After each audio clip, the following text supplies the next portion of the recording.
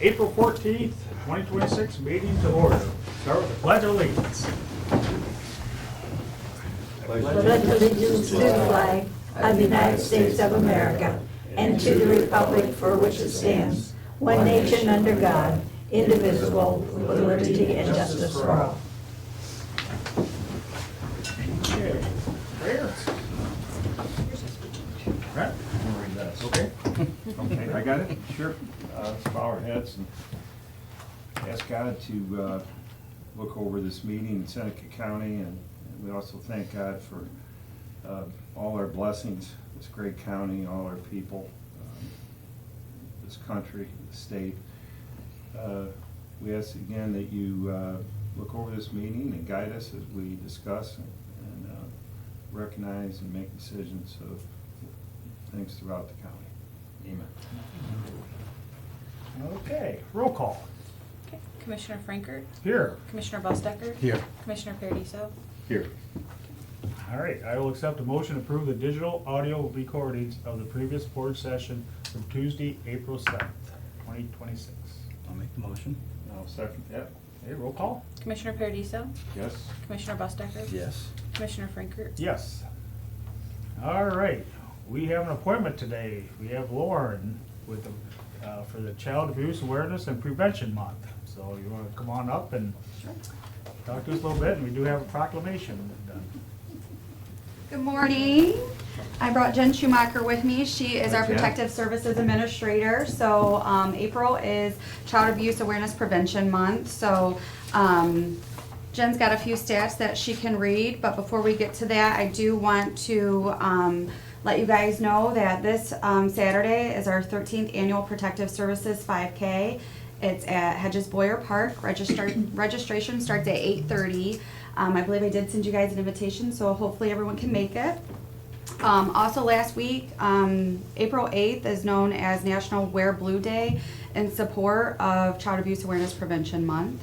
And also that afternoon, our team put pinwheels up at the courthouse, so that was why you've seen the pinwheels out. Also, the 30th of this month, we'll be doing our annual foster parent dinner, and you guys should have received Yeah. invitations, or you're going to be receiving invitations, so I'm looking forward to that. So just a couple stats, I'm not gonna, excuse me, read from everything, but we took over 1,400 calls last year in 2025. Out of those, 388 were screened in for an investigation or some type of assessment to work with a family. So that's our numbers of like the calls that come in and the families we work with. But in the intake process, if we cannot resolve the situation that brought us to the person's home, it goes into ongoing. Well, in ongoing, we provided 44 families with ongoing services, either through court order or through a voluntary case. We made just under 2,000 home visits for the whole year for the ongoing services. 67 children were placed in foster care during that year, which we only have 21 now, so that's nice. But we also reunified 27 children with their parents. The one great thing that we also want to talk about is our county is a kin first county. We always look at family, friends, anybody that child has an established relationship with, if they can't stay safely in their home. And we were able to utilize that. 71 children did not come into care last year because we found kinship. Well, that's good, yes. Can I ask you a couple questions? Of course. Thank you. So the 1,400 plus calls, where would these calls come from? Who makes the call? Anybody can call Children's Services. Okay. So is it, like, who would it be? Give me a couple examples. Schools, mandated reporters, doctors, hospitals, neighbors, friends, Okay. anybody that witnessed it. Mandated reporters is that by law, they're required if they have any knowledge of abuse or neglect of a child. Okay, so then you get these calls. So then Mhm. when you say new, what do we call them, kids? What do you call them, new? Intakes, Intake, referrals, referral. So, yeah. This is 2026, we'll complete the year, next year will be 2027. Are those all new intakes then? Are they Yes. different kids? These are just from 2025, yes. So are there any repeat, are there a few repeats? Yeah. Okay, so you get a couple, some of Yeah. those, but there's a constant flow of, Mm-hmm. new kids. Yes. Or intakes, is that a fair Yes. statement? Okay, It's fair to say that we see some families quite a bit. okay. And the kinship concept, is that a Judge Meyer thing? Is that a state, when you say we're a kinship county or department? Kin first, yeah. Yeah, kid first. It's, Where does that come from? it comes from the state, it comes Okay. from the Yeah. county, it comes from our team. Being removed from your home is traumatic, even if you're being Oh. abused, neglected, they're still bonded with their parents or caregivers. When they're removed, that's more trauma to them. So if we can find a family member, member. or again, when we say kinship, it's not just blood. We just kind of go to, it's anybody that they have an established relationship with. We've placed with principals, we've placed with coaches, we've placed with teachers, we've placed with neighbors. Yeah. You know, anybody that child already has an established relationship with, that kind of lessens that trauma. So before foster care is even an option, we look at kinship first and And foremost. is this birth through 18? What's the Yeah. grade? Yes. Okay, the age? Yes, Okay. we can I thought- I go just- up to 21 with children that have disabilities, but generally DD works with us on that. Okay. And do they, one more question. Sure, love I this can stuff. talk all day. Some are- We can keep you here a while, oh, you know. Tom, you like when I ask questions? Good. So if I'm visiting, I'm staying here for the summer, Mhm. and with my cousin, and my mom and dad do leave, and then can you get a call from somebody like that? Like if you were a If child visiting for the non-resident, summer? Yeah, that would be in Yeah. here? Yeah, Okay. Oh, And then yeah. you treat them the same, is there a process that, well, we open up wherever the custodial parent lives. So if you were visiting from like Hancock County, okay? if we knew that information, we know all that, we would let Hancock County know, and they would open up. Okay, well, it's just God's work all the time. Mhm. It's amazing. That's all the questions I have right now. Okay. Brent, over to you. Yeah, I got a proclamation for you. I'm gonna read it too. Great. Great. Okay. Proclamation, Board of County Commissioners, Seneca County, Ohio. Whereas the health and visibility of our community is dependent upon the investment in our most vulnerable children, and whereas the most recent official data available for Ohio shows that in 2023, there were 20,598 substantiated cases of child abuse and neglect, a rate of 8 children per thousand. And whereas we encourage all members of the community to be aware of the issue involving in the prevention of harm to young people so that the next generation will be safe, strong, and successful. And whereas we request all members of the community to lend a helping hand to families that may be experiencing difficult circumstances, thereby empowering them to reach out to help and reduce the likelihood of child abuse and neglect. And whereas we request all members of the community to report suspected child abuse and neglect to the Seneca County Department of Jobs and Family Services, and now therefore be it resolved that we, the Board of County Commissioners of Seneca County, ask everyone to join together as individuals, organizations, and government agencies to protect our children and prevent child abuse in our community, and does hereby proclaim April 2026 as Child Abuse Awareness and Prevention Month. Throughout Seneca County, encourage all Ohioans to recognize protecting children is everyone's business. In witness whereof, we, the Board of Seneca County Commissioners, have hereunto set our hand to this proclamation the 14th day of April in the year of our Lord 2026. Anthony Paradiso, Bill Frankert, and Brent Bustecker. It's good. Thank you very much. Thank you for everything you do. Sure. Really, it's awesome. Thank you. Do we want a picture? Yeah, Yes. certainly, yeah. Great. And get your Think so. phone. Got it.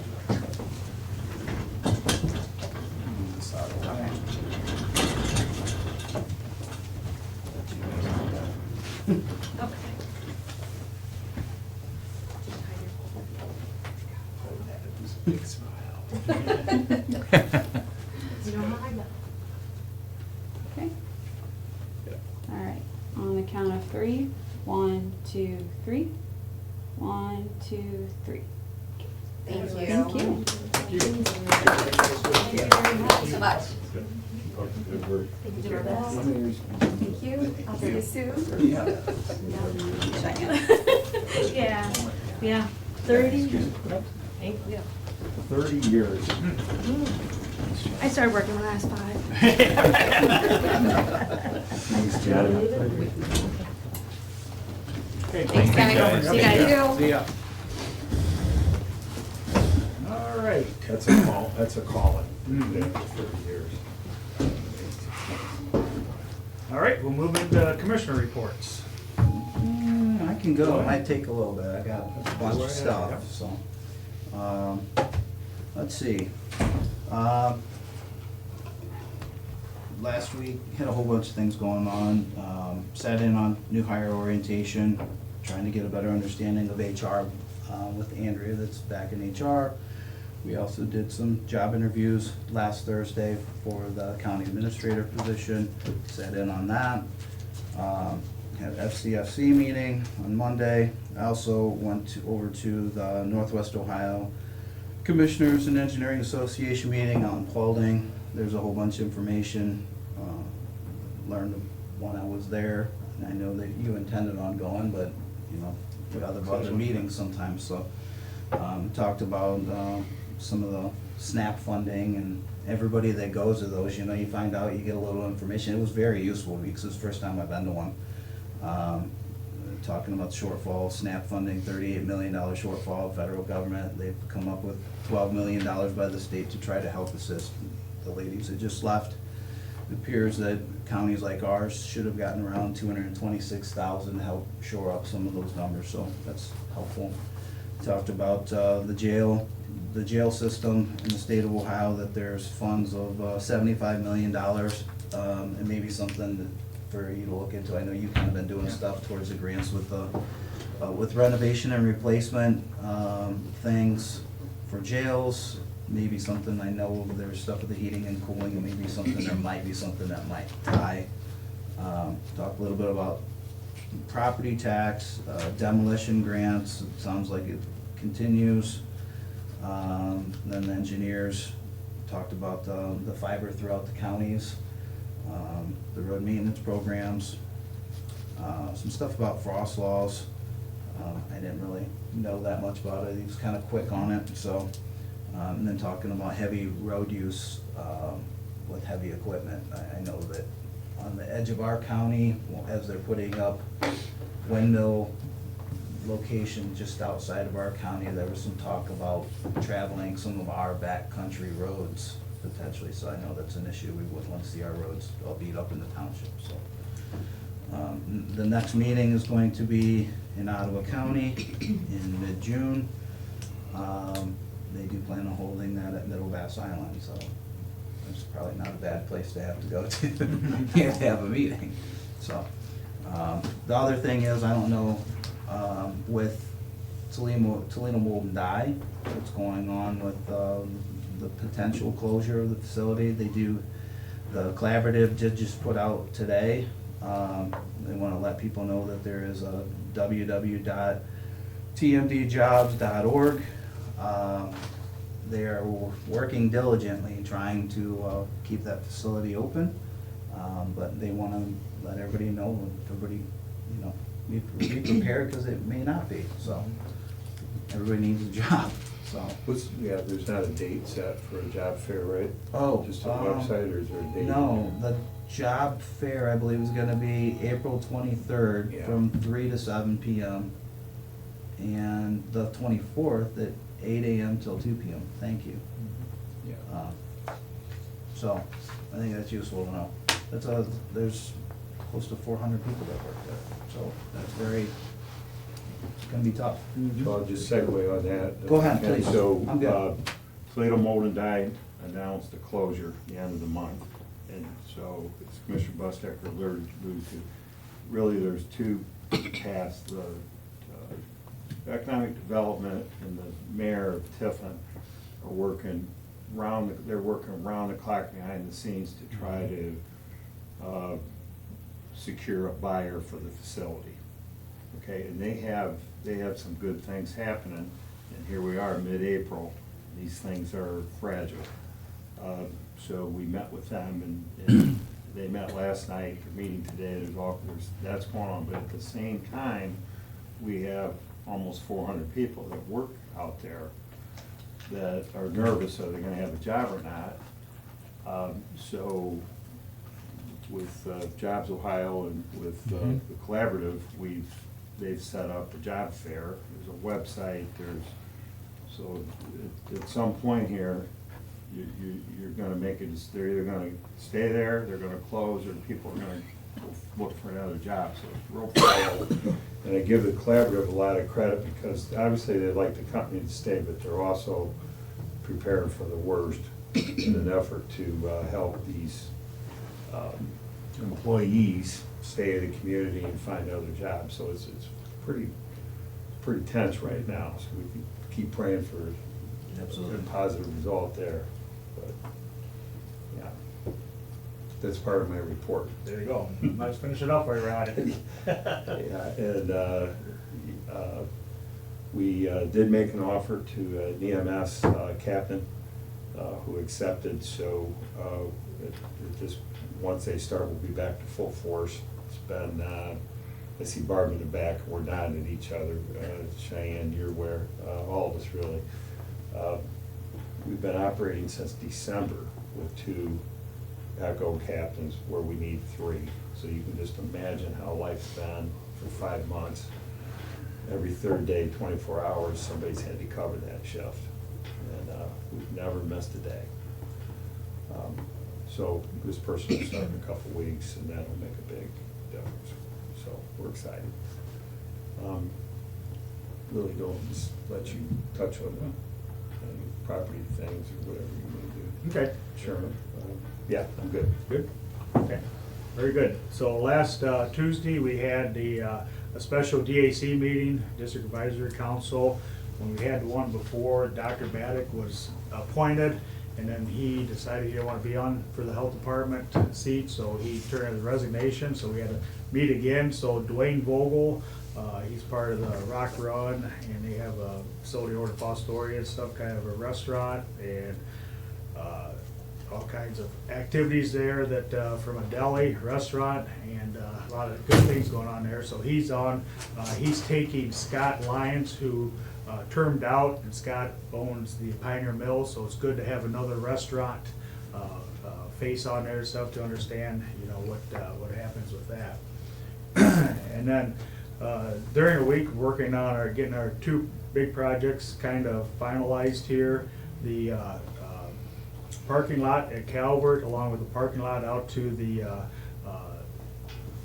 juvenile center there. So we're getting right down because pretty soon we'll be putting that out for bid.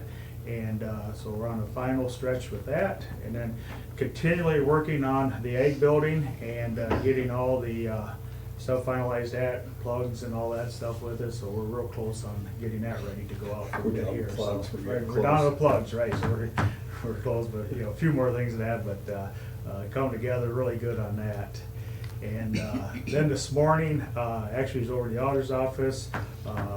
Ivy, who is kind of the GIS person, is working on, addresses is kind of a big thing.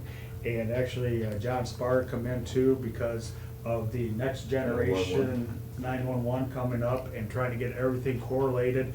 It's kind of crazy because, always assumed that everything went through the auditor's office, but your villages kind of set up their own addresses and stuff on it. And sometimes that's a little bit of the Wild West because they just put numbers down and then you're trying to correlate it. So Ivy's been working good on trying to get that done.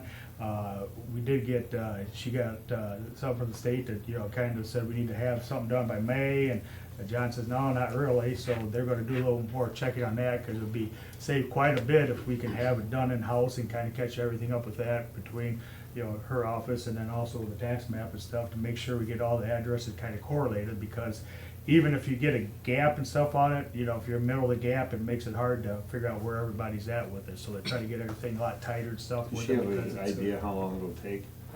Well, Any John, idea? yeah, she's really. Summer or something? Oh, yeah, cause Okay. John said it'll be late fall before the new system begins. For the She new was just 911 kinda system. worried all of a sudden this May timeframe come up, and she's like, and John says, no, so he's gonna do some more research on that and figure out with the state on that part of it, so. Great. Yeah, not only, like I say, it's gonna be for fire, EMS, and then you think about it, Greensbridge, for instance, I see ex-mayor Greenslade here, that, so when we talk about our counties, you think about the county lines, well, EMS and fire goes outside, so we need to kind of work with the other counties to come up with addresses there, because when they get dispatched, they end up in the right spot with it too, so it's gonna be kind of quite a collaborative stuff out over that Fostoria with, multi-counties there and stuff like that, so, yeah, a lot of good stuff, coming from there. Been getting a few calls, want to touch a little bit on, questions on the data centers and stuff on that, so, about stuff with that. Just an update, actually last Thursday was an event with Representative Click, him and Representative Dieters from Huron County. Back in January, they introduced House Bill 646, and basically it's just put a study together for data centers to gather more information and stuff on those. And then they put it through the House, passed pretty much unanimously through the House. And I talked to Senator Reineke yesterday, and it's in the Senate right now. They're taking the House version and kind of working through their aspect of it to kind of come up with, the facts and stuff. There's a lot of information out there, and try to glean through and see what is the, consensus of what data centers are as far as consumption of electric and water and stuff with that, among any other environmental stuff going on with that. So there's also, City of Tiffin put a moratorium on, and so then there's been question like, is the county going to do anything? So actually, I was able to contact or get with our prosecutor, Derek Devine, and basically that I'll just kind of read what he sent. He said, Bill, per your request, I've looked at whether an Ohio county may impose a moratorium on the construction of a data center. Based on what is allowed by the Ohio Revised Code, it would be our opinion that a county cannot impose a moratorium. A city or township which has more powers to zone and could impose a moratorium. Our neighbor in Wood County had this issue earlier this year and reached the same conclusion. We had not heard from any townships about this issue, but if you hear any that are interested in passing such a resolution, we would help them with language if they need it. So basically, it gets back to your local government, and that's what, if you guys remember, which we have enacted now, Senate Bill 52, which was for the wind turbines. Back then, the same thing on it, and that's what it had to go through legislation, and that's why we was able to put that in through, through working through the House, the Senate, stuff on that. This is kind of, and I want to say kudos to Representative Click and Senator Reineke. Seems like they're kind of on the forefront of this, trying to get stuff in before it turns into, a lot of anguish and stuff going on to figure out what, what we have for options stuff with that. So that's kind of the update, So that aspect of it. currently, the way we sit today is, and I agree, the townships and villages have their own zone, they can zone or not zone. Okay, but what's happening in the state, at the state level, they're trying to create some boundaries or some. So they're putting a platform. Study Yep. that either the locals can use to go by and or bigger would be like an SB 52 or something like that. But we don't know how that's gonna come out yet. Right, because it's still, like I say, the Senate's still going Yeah. through them, they have not, So currently, we have no position, right? Yeah, our position, basically, if the townships want to put a moratorium like Tiffin did, that's up to the townships to do that. We as a county don't have the authority to go in and put a blanket on. I got it. with That's that. good. So, Good yeah, work. so Yeah. again, it gets back to the grassroots, back to the townships and stuff level of that, so. Yeah, so that's kind of Good. the update on that. Okay, yeah, I think that's good for now, so we'll go ahead and we're Okay. gonna move into county administrator report. I don't really have a lot. As Brent mentioned in his report, we did sit in on interviews for the administrator position last Thursday. I also did try to get on and see if sales tax information was ready yet. It was not, so it should be ready by next meeting, so I'll have that information for you guys for next meeting. And that's all I really have. So an old business, so I'd like to add one comment. So we have a county administrator position open, and the way the process is that Cheyenne and Commissioner Bustecker, along with our representative from Clemens Nelson, actually did the interviews. You can't have 3 commissioners set in. And so we did it that way at the advice of everybody. And that seems to, that's the process. So, right, so just want to clarify why we weren't there, you guys were there, okay? And, you know, it's a process that continues. So, thank you. All right, supplemental appropriations. Okay, I just have a handful, and a majority of them are all for the same type of thing. So the first one for general fund for transfer out of $8,848. This is just more of that ERO stipend money for the sheriff's office. They got a couple more quotes that were just over the threshold for their office, so it needs to come out of capital. So that's just for the transfer. That'll come later in resolutions to move that money. And then the second one for general fund contract services in the amount of $2,458. That is also for the ERO stipend, but that is just something that they're taking care of out of their own contract services line, rather than out of the 1215 capital fund. The third one is for the sheriff commissary fund, out of equipment in the amount of $5,007.25. And they said that this was for equipment for their commissary vehicle that they have out there. And then our last one is out of the county capital projects fund, equipment line of $8,848. And again, that's just to put that money after we transfer it onto the equipment expense line for the ERO stipend. I'm trying to understand. I just get it. I get it. I'll make a motion to approve supplemental appropriations as presented. I'll second. Roll call. Commissioner Paradiso?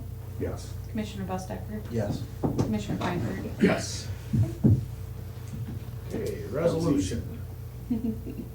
The first resolution I have for you guys is resolution, authorizing the Seneca County Board of Commissioners to enter into, I was reading ahead. The first one I actually have is resolution authorizing fund transfers be made to the County Capital Projects Fund, and that is for the ERO stipend transfer from the supplemental appropriations. So moved. Second. Roll call. Commissioner Paradiso? Yes. Commissioner Bustecker? Yes. Commissioner Frankert? Yes. Okay. And then the last one that I have is resolution authorizing the Seneca County Board of Commissioners to enter an agreement with the city of Fostoria for sewer services. So move. Second. Okay. I want to thank the mayor of Fostoria for his support and help in putting this together. Mr. Byboy, the sewer from New Riddle ends up in Fostoria.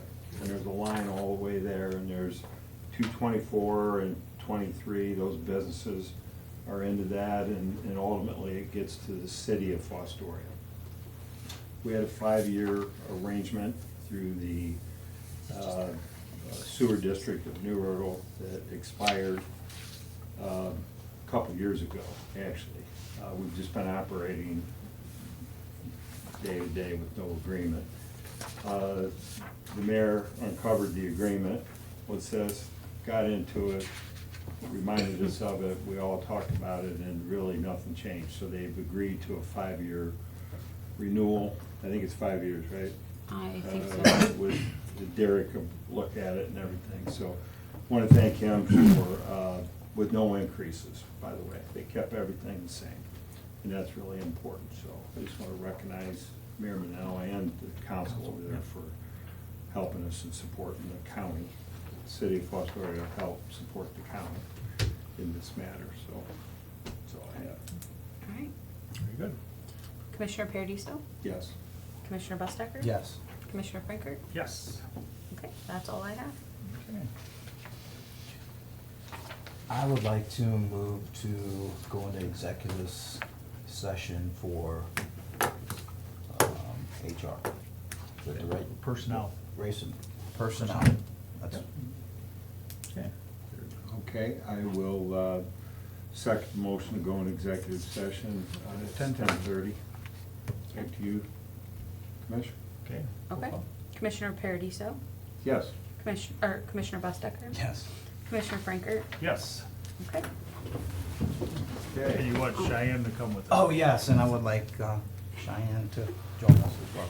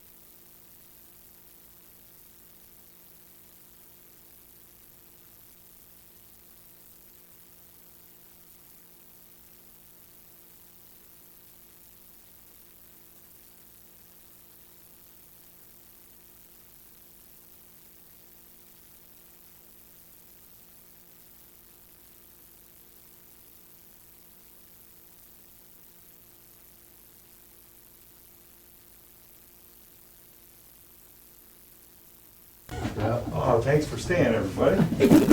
Surprise. Thanks for coming by. Get Thanks for coming out of the dungeon. Okay. It's 11:17, and I'll entertain a motion to come back from an executive session. I'll make that motion. And I'll second that. Roll call? Commissioner Paradiso, Yes. Commissioner Bustecker. Yes. Commissioner Frankert. Yes. Okay, any comment? Okay, if not, meeting adjourned. No action was taken. No. No action is taken. Yeah. Meeting's adjourned, and That was a since you guys waited, you might as well pick on us. I'm out.